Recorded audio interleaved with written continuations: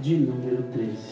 Diz assim: este foi o nome que ela deu ao Senhor que lhe havia falado: tu és o Deus que me vê. Pois dissera: teria eu visto aquele que me vê? Amém? Meus queridos, eu peço para que os irmãos continuem com o texto aberto, pois nós vamos falar sobre o capítulo 16 e o capítulo 21 de Gênesis, onde nos relata a história de Agar. Tá certo? Agar era a escrava de Sara. Agar era egípcia, e o nome Agar tem duas variantes de significado. Um deles é a estrangeira e o outro é a fugitiva. Então os teólogos dão dois significados ao nome Agar. Agar era a escrava egípcia que provavelmente Abraão ganhou do faraó do Egito.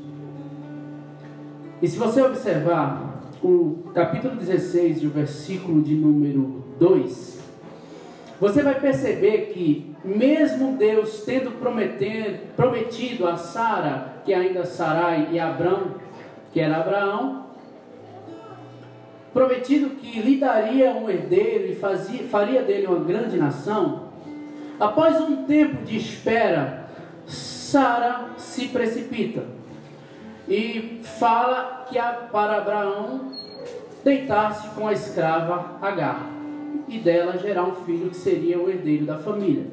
Repetindo, o versículo 2 vai dizer, se você ler, que Sara fala para Abraão que Deus impediu ela de ter filhos, e por causa disso era necessário que ele se deitasse com a escrava egípcia, cujo nome era Agar, para que através dela, através do seu filho, eles tivessem a sua descendência. Nós sabemos que esse plano deu errado, mas aqui, nesse primeiro ponto, nós podemos perceber o quanto uma decisão precipitada pode mudar a nossa vida. O quanto nós precisamos estar preocupados com as nossas escolhas. Você vai perceber que existe uma culpabilização de Sara pela impotência de ter filhos em Deus. Ela diz: Deus me impediu de ter filhos. Por isso, deite-se com Agar, minha serva, e ela nos dará um filho. Então, essa decisão de Sara, essa precipitação, essa impaciência com relação à promessa de Deus, nós já sabemos que eles já eram velhinhos, mas Deus tinha prometido, e quando Deus promete, Ele cumpre. Então, no momento de distância da promessa, no momento de distância com relação à fé, nós podemos tomar decisões que vão custar a nossa vida, a nossa história. Então o primeiro ponto que eu quero trabalhar conosco aqui, quero frisar conosco aqui dessa história de Agar, é que uma decisão errada pode atrapalhar a nossa vida e a vida daqueles que estão ao nosso redor. Isso já pode ser visto no capítulo 16 e o versículo de número 4, onde após Agar engravidar, ela começa a tratar mal a Sara. O texto diz que ela começa a tratar Sara com desprezo.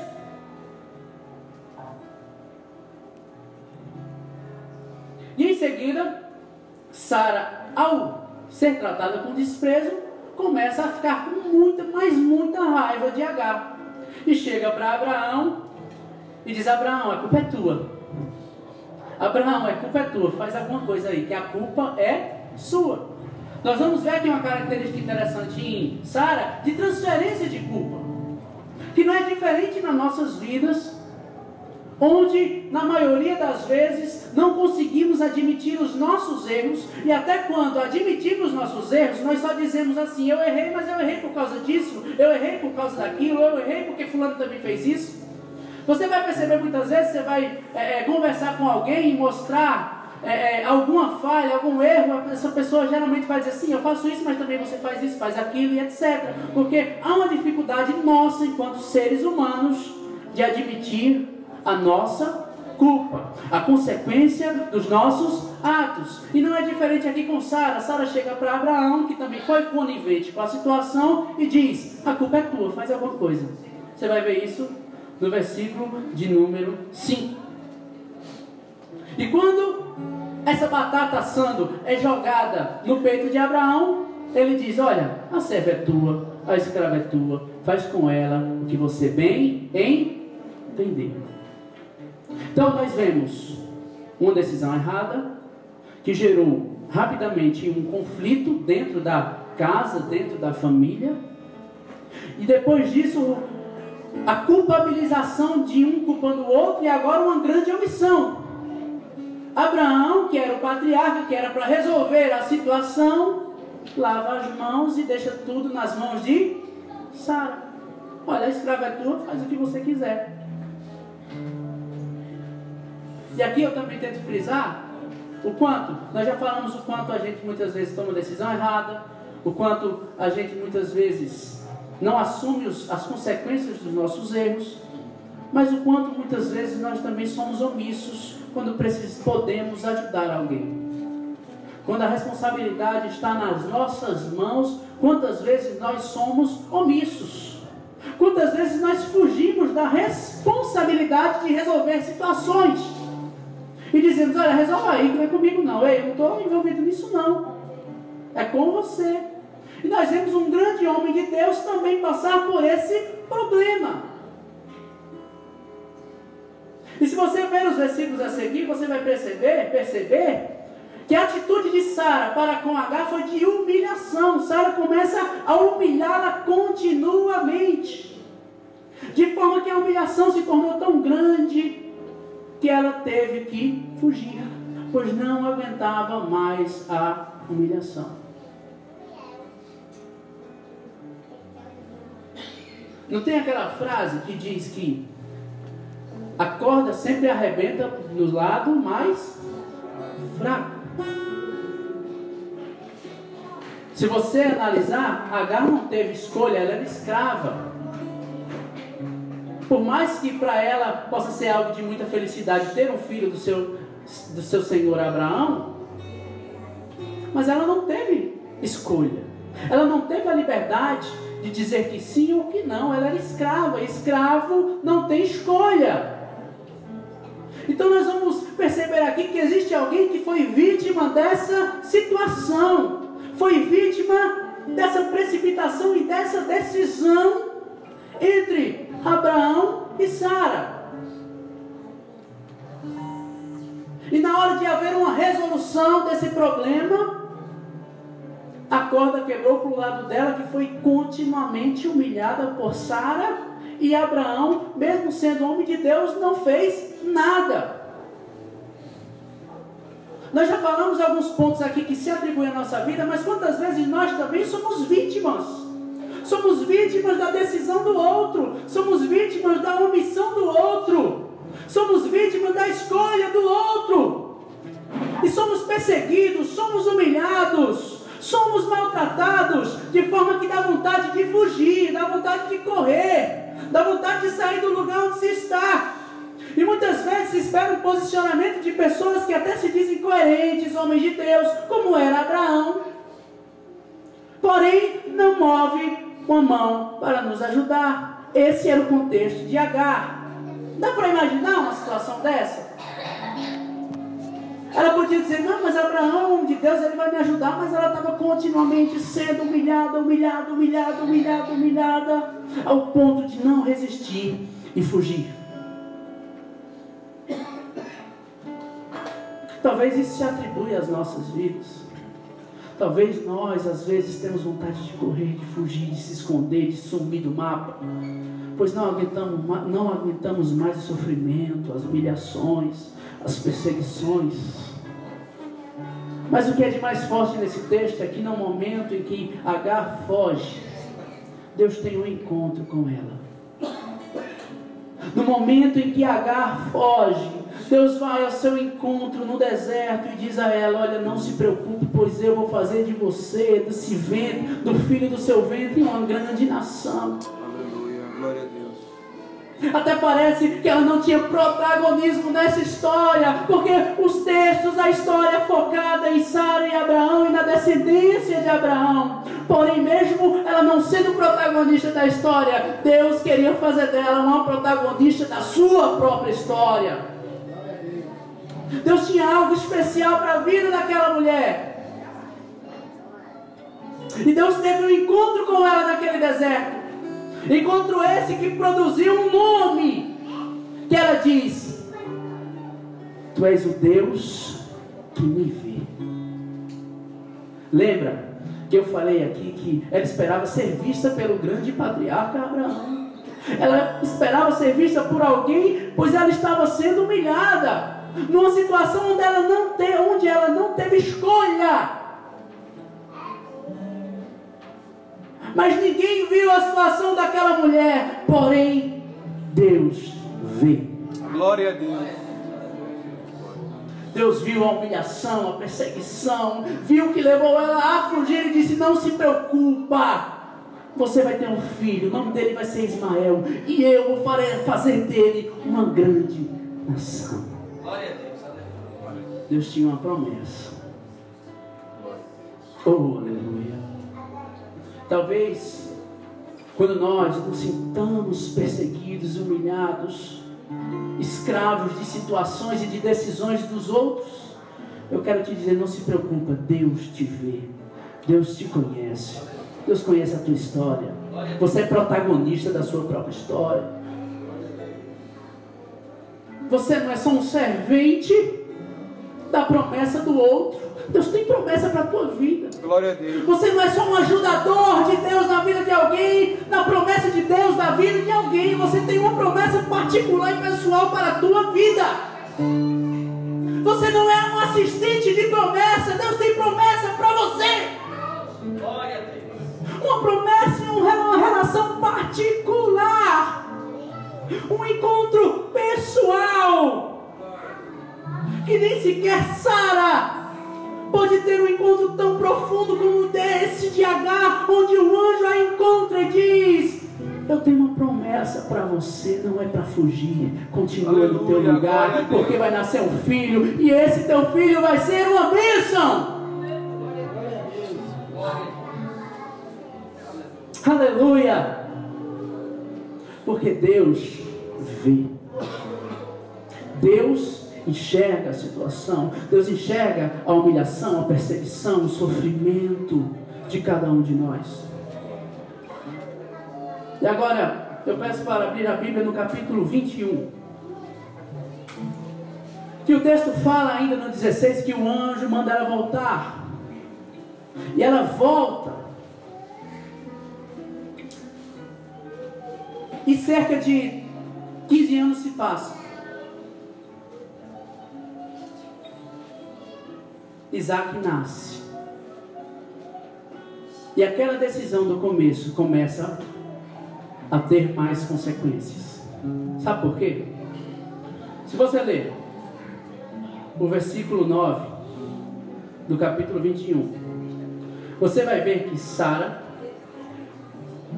vê o filho de Agar rindo de Isaac. Lembrando que Isaac neste momento estava desmamando, e Abraão faz uma festa do desmame. E Sara pega Ismael rindo de Isaac. Algumas tradições vão dizer zombando de Isaac. E eu fui analisar aqui essa risada, essa zombaria. Alguns teólogos vão dizer que aqui foi uma mera brincadeira de Ismael com Isaac. Outros vão dizer que ele realmente zombou, pois havia uma pontinha de ciúme ali, por saber que ele era o filho legítimo do casal. Mas nenhum deles vai dizer que essa maldade seria algo crucial para que Sara pedisse para que Ismael e sua mãe fossem embora dali. Nenhum dos autores que eu li disse que esse momento era um momento que dava motivo para que eles fossem embora dali. Era uma brincadeira que depois poderia se resolver muito bem com um diálogo, com uma conversa, com a união. Até porque porque o Ismael ainda era um adolescente. Só que quando Sara vê ele rindo de Isaac, ela encontra aqui um motivo e diz a Abraão, versículo 10, veja a forma que ela fala: livre-se daquela escrava e do seu filho, porque ele jamais será herdeiro com meu filho Isaac. Eu pergunto, quem no versículo 16, no capítulo 16, começou a história? Quem foi que teve a ideia? Quem foi que disse a Abraão, olha, tem relações aqui com a escrava, pois o filho dela vai ser o nosso herdeiro? Quem foi? Foi Sara. E agora o que é que Sara faz? Livre-se daquela escrava e do seu filho. Livre-se.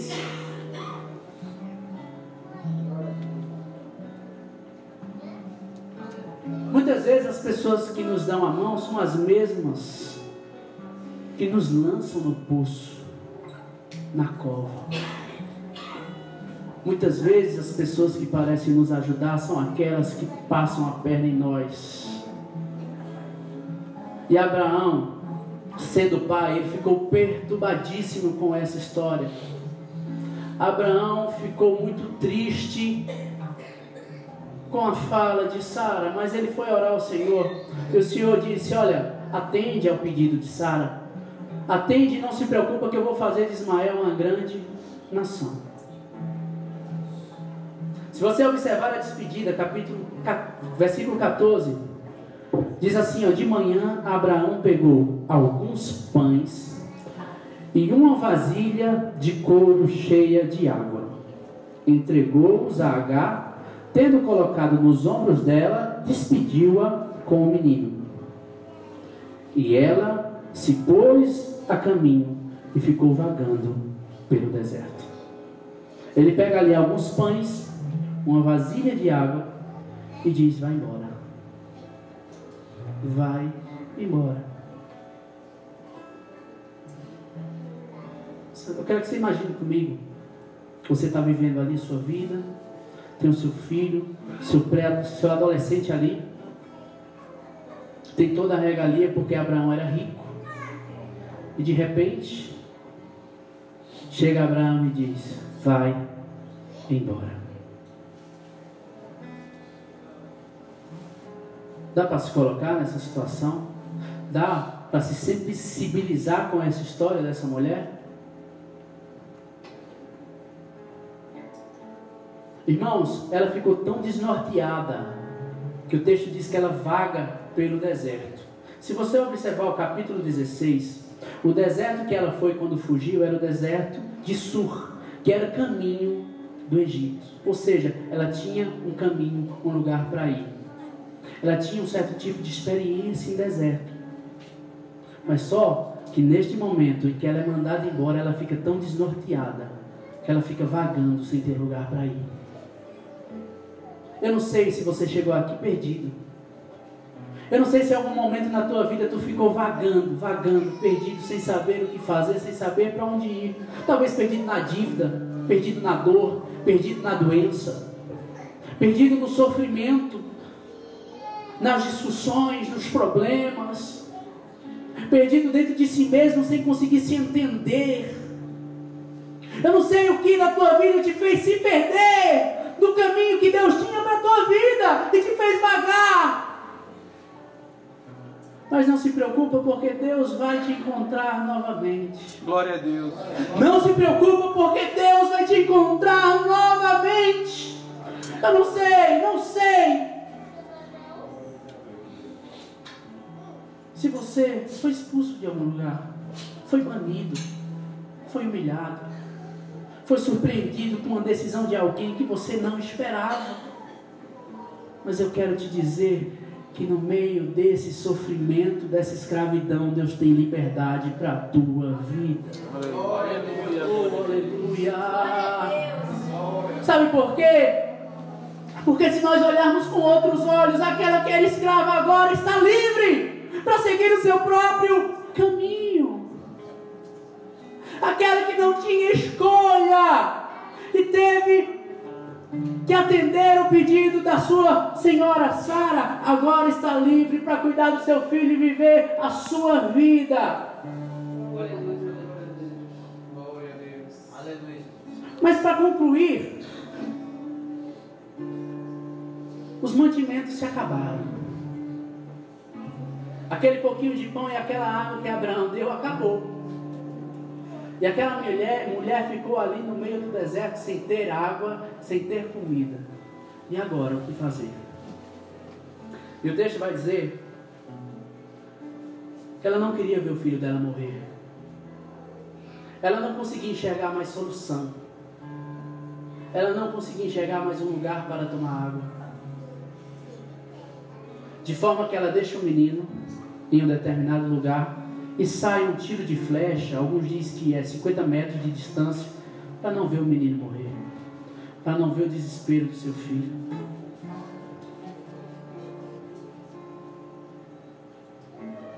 Aleluia. E essa imagem, para mim, é a imagem mais forte da história de Agar. E por isso é uma das últimas, é a conclusão da história dela. Eu não sei se você já assistiu o filme A Procura da Felicidade, que é protagonizado por Will Smith e o seu filho. Onde o ator Will Smith, ele vende um equipamento de radiologia. Só que ele compra vários aparelhos e quando vai vender, aquele aparelho que ele comprou já está atrasado. Já não é mais aquele. Os médicos já estão usando outro. De forma que ele tem um prejuízo muito forte. E após um momento de crise financeira muito grande, a esposa dele deixa ele fica só com o filho dele. E existe um determinado momento do filme que ele vai para casa e já não tinha, o aluguel já estava muito atrasado e ele é despejado. Ele não conseguiu arrumar um outro emprego e estava trabalhando de estagiário para conseguir passar em um emprego. Se você assistiu o filme, você lembra. E quando ele chega, que é despejado da casa, ele não tem caminho, não tem para onde ir, os abrigos já estão fechados e ele vai para o metrô. E para mim, uma das cenas mais fortes do filme, mais emocionante, é quando ele vai ali na estação do metrô, entra no banheiro, tranca e dorme ali com seu filho.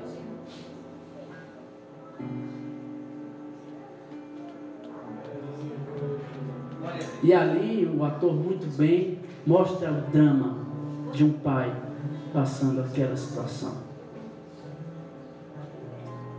E hoje, com o sentimento paterno, eu consigo olhar com esse olhar e dizer: meu Deus, que dificuldade Agar passou. De você saber que não tem mais jeito, você saber que não tem mais água, você saber que acabou o pão, que você está perdido no meio do deserto. Eu sei que se um dia faltar o leite para mim, eu vou na casa de um irmão, ele vai me ajudar. Eu vou na farmácia do meu amigo e vou comprar fiado. Mas e no deserto onde não tem lugar para comprar nada? Imagina. Mas no meio dessa situação, oh, glória a Deus, o Senhor aparece. No meio dessa situação do sofrimento, Deus escuta o choro da mãe e o clamor do menino. Oh, aleluia! Porque Deus vê o sofrimento do seu povo. Deus vê o sofrimento e o choro daquele que o busca. E Deus atende. E o texto fala aqui. Ele fala com Agar e diz: não temas, levanta, toma o menino pela mão, pois eu farei dele um grande povo. Eu cumpro com a minha promessa. Lembra que um dia eu falei contigo há 15 anos atrás? Eu não esqueci. Eu não te abandonei. Glória a Deus. Glória a Deus. Glória a Deus. Aleluia. Oh, aleluia. Vai atrás do teu filho, pega ele, que eu vou fazer dele uma grande nação. Você não vai morrer aqui, não acabou. Talvez você está se sentindo injustiçado, mas Deus vê a situação da tua vida e Ele diz: eu vou me levantar e vou agir. Glória a Deus. Oh, aleluia. E para concluir, o versículo 19 diz: então Deus abriu os olhos, lhe abriu os olhos e ela viu uma fonte. O sofrimento não nos deixa ver alternativas. A perseguição não nos deixa ver alternativas.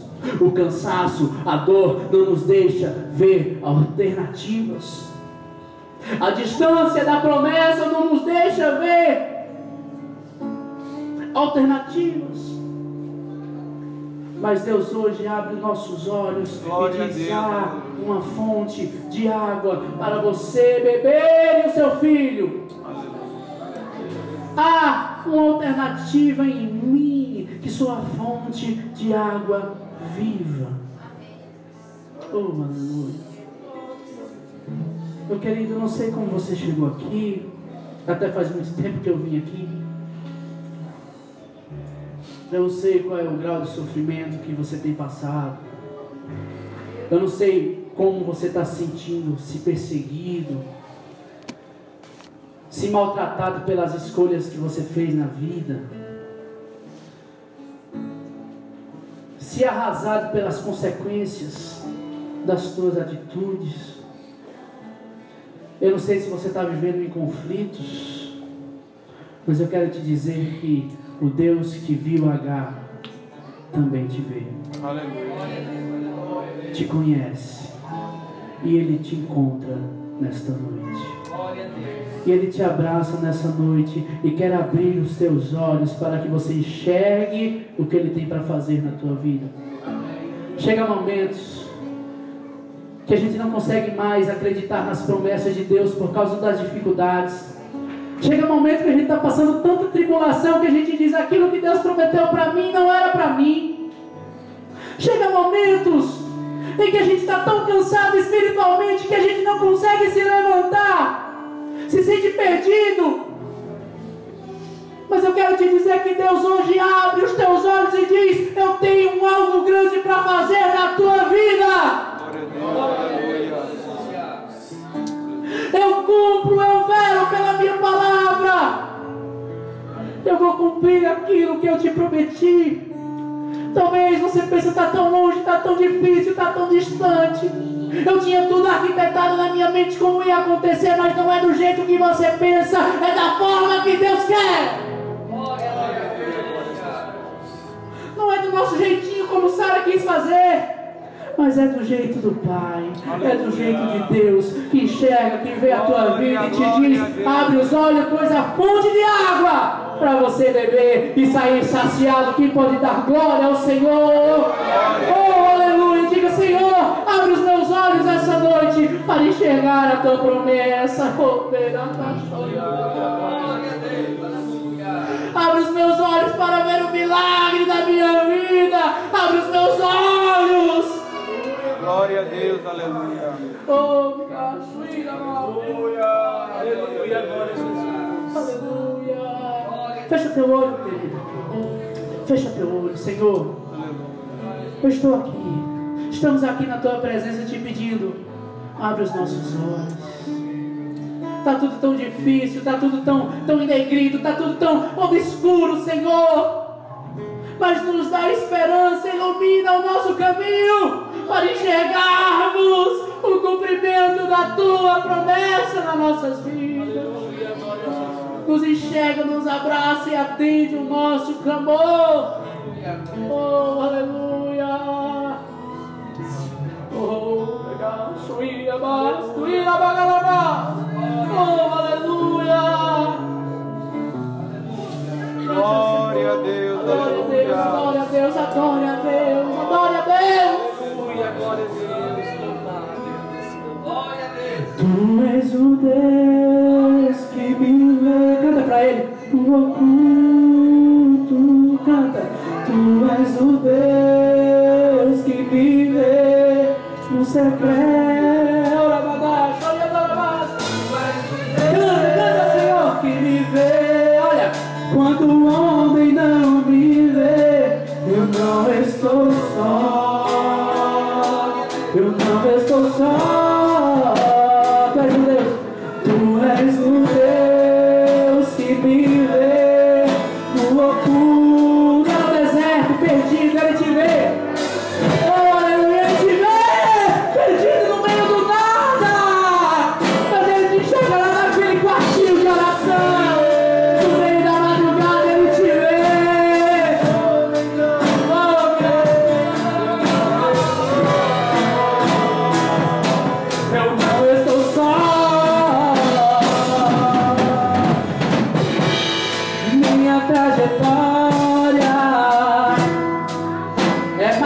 nada por conquistar, e a minha arma foi a fé. Que é a esperança da igreja, aleluia, é regada por lembranças que o tempo não levou, mas parece que um furacão me alcançou. Deus, eu não podia imaginar, eu perdi meu chão. Olha como chora o meu coração.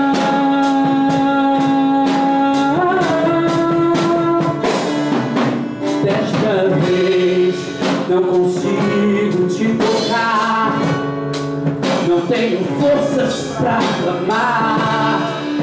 Confesso, já tentei, eu já tentei, mas dessa vez eu entrei no quarto e tranquei a porta. Quem te toca? Só tu podes me encontrar.